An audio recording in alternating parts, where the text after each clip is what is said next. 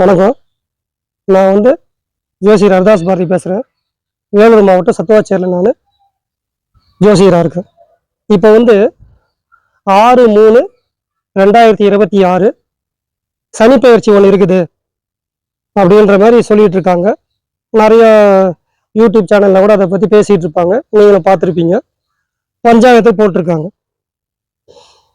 விஷயம் என்னன்னா, திருநள்ளாறுலேயே இந்த மாதிரி சொல்லிட்டு இருக்காங்க. திருநள்ளாறுலேயே பார்த்தீங்கன்னாக்கா, ஏன்னா சனீஸ்வரனுடைய ஸ்தலங்களில் பிரதானமான ஸ்தலம் திருநள்ளாறு. அங்கேயே பார்த்தீங்கன்னாக்கா 6/3/2026 அன்னைக்கு தான் சனி பெயர்ச்சி, 8/24 அப்படின்ற மாதிரி சொல்லிட்டு இருக்காங்க. இது ஒரு வகையில் உண்மைதானும் சொல்லணும், இல்லைன்னு சொல்லணும். இது எப்படி? ஒரு கேள்விக்கு எஸ்ஆர்னு ஒரு பதில் தான் வரணும். உண்மைன்னு சொல்லணும், இல்லைன்னு சொல்லணும்னா எப்படின்னா, 2 பஞ்சாங்கம் பயன்படுத்துறாங்க. ஒன்று வாக்கியம், இன்னொன்று திருக்கணிதம். இந்த வாக்கிய பஞ்சாங்கம் பொறுத்த வரைக்கும் வாய் வழியா சொல்லி சித்தர்கள் யோகிகளும் மகான்களும் சொல்லி சொல்லி வந்த கணிதம் நாழிகை வினாடி கணக்கெல்லாம் அதில் தான் வந்துச்சு. நாழிகை வினாடி கணக்கெல்லாம் வந்துச்சு. இப்போ நாம மணி நிமிஷ கணக்குக்கு மாறிட்டோம். முக்கியமான விஷயம் இப்போ நான் சொல்ல போறது, இது ஒரு சர்ச்சைக்குரிய விஷயம்தான். என்னுடைய அனுபவத்தை நான் சொல்றேன். நான் ஃபாலோ பண்ற பஞ்சாங்கம் எதுனா திருக்கணிதம் தான். அழுத்த திருத்தமா சொல்றேன். நான் ஃபாலோ பண்ற பஞ்சாங்கம் திருக்கணிதம் தான். வாக்கிய பஞ்சாங்கத்தை நான் ஃபாலோ பண்றது இல்லை. ஆனா கோயில்ல வாக்கிய பஞ்சாங்கம் தான் சரின்னு சொல்றாங்களே அப்படின்றப்ப அது ஒரு சர்ச்சைக்குரிய விஷயம் தான். இருந்தாலும் அதை பத்தி நான் விளக்கம் தரேன். எதையும் புதுமை புகுத்தின ஒத்துக்கிறாங்க. ஜோதிட துறையிலையோ இல்லை இந்த மாதிரி ஒரு ஆன்மீக துறையிலோ புதுமை புகுத்தின ஏத்துக்க மாட்டேன்றாங்க. அது ஏன் இது வரைக்கும் தெரியல. நல்லா கவனிங்க. விஞ்ஞானம்ன்றது ஜோதிடத்தோட கலந்தது தான் விஞ்ஞானம். விஞ்ஞானத்தை ஒத்துக்கிறாங்க அப்படின்னா இந்த விஷயத்தை ஒத்துக்கிட்டு தான் ஆகணும்.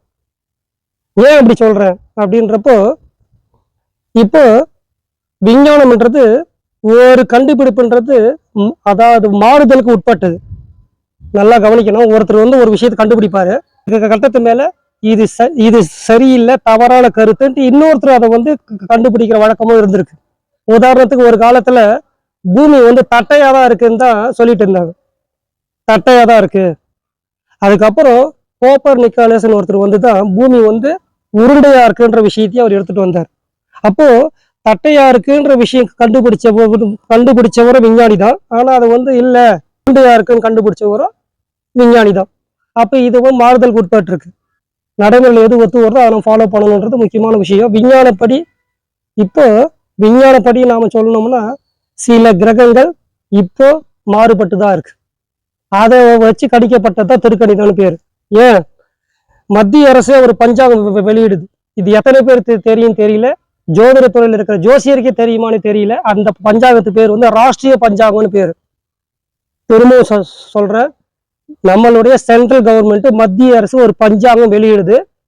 இதுக்கு பேர் ராஷ்டிரிய பஞ்சாங்கம்னு பேர். இந்த பஞ்சாங்கம் நான் ஒரு முறை தான் வாங்கி பார்த்தேன், அது எப்படி இருக்கு தெரிஞ்சுக்கலான்ட்டு. எங்க கிடைக்கும் அப்படின்னா, நம்ம சென்னையில மயிலாப்பூர் கபாலீஸ்வரர் கோயில் எதிர்க்கு கிரீ ட்ரேடிங் இருக்கு. அங்க புக் ஸ்டால் இருக்கு. அங்க போய் ராஷ்டிரிய பஞ்சாங்கம்னு கேளுங்க. மத்திய அரசு முத்திரையோட, இந்த சிங்கம் தலை இருக்கு இல்லையா, இந்தியாவுடைய சிம்பிள், அந்த முத்திரையோட அந்த பஞ்சாங்கம் இன்னைக்கு வரைக்கும் வெளியிட்டு தான் இருக்காங்க. வருஷம் ஒண்ணுன்னா இருக்குது. இதுக்கு பேர் ராஷ்டிரிய பஞ்சாங்கம்னு பேர். விஞ்ஞான முறைப்படி, அதாவது நாசா விண்வெளி ஆராய்ச்சி மையம், அதுக்கப்புறம் இஸ்ரோ விண்வெளி, நம்ம இந்தியாவில் இஸ்ரோ விண்வெளி ஆராய்ச்சி மையம், அந்த கோட்பாடு படி இந்தந்த கிரகம் இத்தனை பாகை, இத்தனை கலை, இத்தனை வகைகள் இருக்குது அப்படின்ற விஷயத்த அதெல்லாம் மென்ஷன் பண்ணி அந்த பஞ்சாங்கத்தை வெளியிடுறாங்க. அது பிரகாரம் கணிக்கப்பட்டதுதான் திருக்கணித பஞ்சாங்கம். இப்போ நான் சொல்றது புரியும்னு நினைக்கிறேன். ஏதோ குழப்பிடுற மாதிரி நீங்க யோசிக்காதீங்க. நல்லா கவனிச்சு கேளுங்க, இது புரியும். மத்திய அரசு வெளியிடுற பஞ்சாங்கம் ராஷ்டிரிய பஞ்சாங்கம், அதிலே திருக்கணித பஞ்சாங்க முறையில எடுத்துட்டு வந்திருக்காங்க. பல மகான்கள்லாம் சொல்லியிருக்காங்க. ஏன் காஞ்சி மகா பெரியவரே கூட புத்திசாலிங்க திருக்கணித பஞ்சாங்கம் மாறுவாங்கன்ற விஷயத்தெல்லாம் சொல்லியிருக்காங்க. ஏன்னா எதுக்காக சொல்ல வரோம்னா, ஒரு காலத்துல ஒரு செல்போன் வச்சிருந்தோம். அப்போ பார்த்தீங்கன்னா அது பட்டன் செட்டு. நான் கூட அதில் பாம்பு கேம்லாம் விளையாடி இருக்கேன். அப்போ அது ஒரு நேரம். இன்னைக்கு வந்து நான் வந்து இந்த மாதிரி ஆண்ட்ராய்ட் செட்டு வந்துட்டேன். அந்த பட்டன் செட்டும் செல்ஃபோன் தான், இதுவும் செல்ஃபோன் தான். எங்கள் அப்பா இன்னும் அந்த பட்டன் செட் செல்ஃபோன் தான் வச்சுட்டு இருக்காரு. அவருக்கு அது போதும், அதுவே போதும். அதுக்கு மேலே அவர் வந்து எக்ஸ்ட்ரா இதில் கற்றுக்க வந்து ஆர்வம் இல்லை, இல்லாட்டி இதை பற்றி தெரிஞ்சுக்கணுன்ற இன்ட்ரெஸ்ட் இல்லாமல் நிறுத்திட்டார். எனக்கு இந்த ஃபோனே போதும், இதில் நான் டச் ஸ்கிரீன் எனக்கு செட் ஆகலைன்ட்டு அவர் பழகிட்டு. ஏன்னா அவருக்கு இப்போ 80 வயசு. அதனால அவர் வந்து அந்த சிஸ்டம் வந்து அந்த செல்ஃபோன் இப்போ போதும்ட்டார். அதுக்காக நான் அது செல்ஃபோன் இல்லைன்னு சொல்லக்கூடாது, அதுவும் செல்ஃபோன் தான். நான் கூட அந்த ஃபோன்லேருந்து தான் நான் இதுக்கு வந்தேன். ஆரம்பத்தில் வந்து நான் வந்து பட்டன் சிஸ்டம் தான் வச்சுட்டு இருந்தேன். அந்த அதுக்கு பேர் வாக்கிய பஞ்சாங்கம்னு வச்சுக்கோங்க. இது வந்து தெருக்கணித பஞ்சாங்கம்னு வச்சுக்கோங்க. இதில் இப்போ நம்ம அட்வான்ஸாக என்ன வேணால் பார்க்க முடியுது, அதில் வந்து ஒரு லெவலுக்கு மேலே போக முடியாது. இதுவும் சொல்லுதான். அப்போ வந்து வாக்கிய பஞ்சாங்கம் வந்து பழைய முறை, தெருக்கணித பஞ்சாங்கம் திருத்தப்பட்ட முறையில் எடுத்துட்டு வந்துட்டு இதில் விஞ்ஞானபூர்வமாக இப்போ நாம நிரூபிக்கிறோம் இந்தந்த கிரகம் இங்கே இருக்குன்றது. இன்னொரு சர்ச்சை இதில் இருக்கு. வாக்கியத்தில் கிரக பயிற்சி வித்தியாசம் வருதுன்னா, இப்போ சமீபத்தில் வரக்கூடிய கிரகணம், சந்திர கிரகணம், சூரிய கிரகணம் கூட வித்தியாசம் வரணுமா இல்லையா? இந்த கேள்விக்கு வாக்கிய பஞ்சாங்கத்தில் பயன்படுத்துறது பதில் சொல்லட்டும். நல்லா கவனிங்க, நான் சொல்ற கேள்வி நியாயமான கேள்வியா கூட படும் உங்களுக்கு. கிரக பயிற்சியில வித்தியாசம் வருது, குரு பயிற்சி, சனி பயிற்சி, ராகு கேது பயிற்சியில வித்தியாசம் வருதுன்னா, ஏன் நட்சத்திரம் கூட வித்தியாசம் வருது, திதி கூட வித்தியாசம் வருதுன்னா, லக்னம் கூட வித்தியாசம் வருதுன்னா, கிரகணம் மட்டும் எப்படி திருக்கணித பஞ்சாயத்து என்ன டைம் இருக்கு அதே டைம் எடுத்து வாக்கியத்தில் போட்டுக்கிறாங்க. திருக்கணித பஞ்சாங்கத்துல என்ன வந்து கிரகண நேரம் போடுறாங்களோ அதே கிரகண நேரம் வாக்கிய பஞ்சாயத்து போடுறாங்க. இப்ப இதெல்லாம் வித்தியாசம் வரப்ப அந்த கிரகண நேரத்துல வித்தியாசம் வரணுமா இல்லையா? அப்ப அது மட்டும் எப்படி ஒண்ணா வந்துருது? வாக்கிய திருக்கணிதம் ஒரே டைம்ல கிரகணம் பிடிக்குதுன்னு போடுறாங்க, இது வரைக்கும் தெரியல. இருந்தாலும் இப்ப சனி பயிற்சி என்ன பண்ண போகுது அப்படின்ற விஷயத்த நாம வந்து வாக்கிய பஞ்சாங்கப்படி பேசுவோம், திருக்கணித பஞ்சாங்கப்படி பேசுவோம். ஆனா ரெண்டுமே பலன் ஒன்னாதான் வரும். எப்படின்னா, இப்போ வக்கரமாகி சனி பகவான் வந்து கும்பத்துல இருக்காருன்னா இப்ப சொல்லிட்டு இருக்காங்க திருக்கணிதப்படி. ஆனா வாக்கியத்துல அந்த வக்கர கதையெல்லாம் அவங்க வந்து எடுத்துக்கல. கும்பத்துக்குள்ளவே வக்கரமாகறாரு எடுத்துக்கிறாங்க. ஆனா திருக்கணிதப்படி போன வருஷம் 2025 மார்ச் 29ஆம் தேதி சனி பயிற்சியாகி மீனத்து போயிட்டு திருப்பி வந்து வக்கரமாகி கும்பத்து வந்தாரு. இது திருக்கணிதம். மீனத்துக்கு போயிட்டு அப்ப மீனத்து போனதால அது நாங்க சனி பயிற்சி எடுத்துக்கிட்டோம். 2025ஆம் வருஷம் 29 மார்ச்ல மீன ராசி போயிட்டார் சனி பகவான். போயிட்டு வக்கரமாய் திருப்பி பின்னோக்கி கும்பத்து வந்தாரு. ஆனா வாக்கிய பஞ்சாயத்துல என்ன சொல்லிட்டாங்கன்னா, கும்பத்துக்குள்ளவே வக்கரம் ஆயிட்டாரு அப்படின்ற மாதிரி இதுக்குள்ளவே அவங்க வந்து வக்கரத்தை வச்சுக்கிட்டாங்க. அப்போ இதுதான் வித்தியாசம். இந்த 6/3/2026 சனி பயிற்சி கடகராசி எப்படி இருக்குன்னு பாக்குறப்போ பெரிய விமோச்சனம் தான் சொல்லணும். ஏன்னா கடகராசி இவ்வளவு நாள் நடந்தது அஷ்டம சனி, ரொம்ப துன்பப்பட்டுட்டு இருந்தாங்க. எடுத்த காரியம் முன்னேற முடியல, எடுத்த விஷயங்கள் எனக்கு நடக்கலை, எல்லாத்தையும் எனக்கு வந்து சிரமங்கள் அதிகப்பட்டுட்டே இருந்தேன், மருத்துவ செலவு அதிகமாக வந்துச்சு அப்படின்ற மாதிரிலாம் கடகராசிக்கார் கொஞ்சம் துன்பத்தில் தான் இருந்தாங்க. அப்போது கடகராசி பிரகாரம் 7க்கு 8 கூடையவன் 8ல் வலுத்ததால் இந்த பிரச்சனை. ஏன்னா 8ஆம் இடத்து சனி வழி இருக்கிறப்போ தொந்தரவு அதிகமாக செய்யும் அப்படின்ற ஒரு விஷயம் இருக்குது. கோச்சார சனி 8க்கு வந்தப்போ 7ஆம் இடத்து 8க்கு போகிறப்ப திருமண தடை கூட கொடுத்துருக்கோம். சில பேருக்கு நிச்சயதார்த்த வரைக்கும் போய் கல்யாணம் நின்று போயிருக்கும், மண்டபம் கூட புக் பண்ணி கூட நின்று போயிருக்கும் போன அஷ்டம சனியில். இப்போ அதுலேருந்து வெளியே நீ வரீங்க. பெரிய விமோச்சனம் கடகராசிக்கு.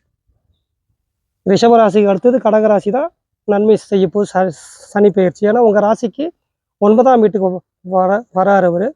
9ஆம் இடம்ன்றது ஒரு பாக்கியஸ்தானம்னு பேர். அப்பா வழியில் சப்போர்ட் இருக்கும், நிறைய நமக்கு பிரச்சனை தீர்க்கறதுக்கு ஒரு அப்பா சப்போர்ட் பண்ணுவார். அப்பா கையை பிடிச்சி இனிமேல் போக கற்றுக்குங்க. எந்த தாய் தகப்பனும் தன்னோட குழந்தைக்கு துரோகம் பண்ண மாட்டாங்க. சூழ்நிலை காரணமாக நமக்கு அந்த மாதிரி தெரிஞ்சிருக்கும். ஏன்னா போன வாட்டி அஷ்டம சனின்றப்போ இந்த துன்பமெல்லாம் நம்ம பட்டிருப்போம். இப்போ உங்களுக்கு வந்து சிரமங்கள் குறையுது, அஷ்டம சனி விலக போகுது.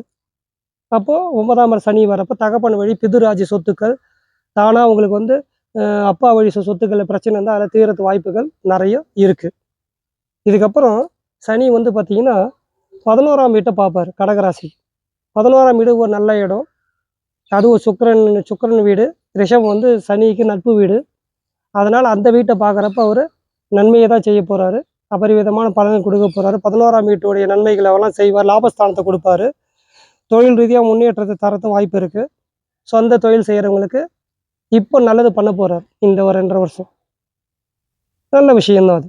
சனி பயிற்சி கடகத்துக்கு இப்போ நன்மை செய்ய போகுது. விமோச்சனம் அடைஞ்சிட்டிங்கன்னு பேர் இதுக்கு. அஷ்டம சனியில் விமோச்சனம் அடையிறது இப்போ பெரிய விஷயம்தான். அதுக்கு அடுத்தபடியாக பார்த்தீங்கன்னா உங்கள் ராசிக்கு 3வது வீட்டை பார்ப்பார் கன்னியை. அப்படி பார்க்குறப்ப கன்னி வந்து சகோதர ஸ்தானம், தைரியஸ்தானம், வீரியஸ்தானம்னு பேர். சகோதரர்கள் ஒற்றுமை ஏற்படும். இது வரைக்கும் புரிஞ்சிக்காமல் இருந்த அண்ணன் தம்பிங்கெல்லாம் இனிமேல் புரிஞ்சுக்கிட்டு அனுசரித்து போவாங்க. சகோதரர்கள் ஒற்றுமை கிடைக்க போகுது. இதுக்கு அடுத்தபடியாக புதன் வீடு, அதுவும் நட்புக்கு உண்டான வீடு தான் சனீஸ்வரனுக்கு. சுக்கிரனும் புதனும் நட்பு. அதை அவர் பார்வை செய்கிறப்ப உங்களுக்கு நன்மை செய்ய போகிறாரு. சகோதரர் வழியில் உங்களுக்கு நன்மைகள் அடைய போகிறீங்க. இதுக்கு அடுத்தது என்ன விஷயம்னா தைரியம், வீரியம், உபஜயஸ்தானம் சொன்னோம். தைரியமாக ஒரு முடிவு எடுப்பீங்க. இப்போ இது வரைக்கும் ஒரு சிக்கலாக நாம் என்ன முடிவு எடுக்கணும்னு நினச்சிட்டு இருந்தோமோ அந்த முடிவு இப்போ நீங்கள் தைரியமாக நீங்கள் எடுக்க போகிறீங்க. கன்னி ராசியை சனி பார்க்குறதால உங்கள் ராசி 3வது வீட்டை பார்க்குறதால உபஜயஸ்தானம் வெற்றி அடைய போகுது. தைரியமாக நீங்கள் முடிவு எடுக்கக்கூடிய வாய்ப்புகள்லாம் வரப்போகுது. இந்த சனி பயிற்சி உங்களுக்கு வந்து நன்மையே செய்ய போகுது. கடகராசிக்கு நன்மை செய்யக்கூடிய சனி பயிற்சின்னு இது எடுத்துக்கலாம்.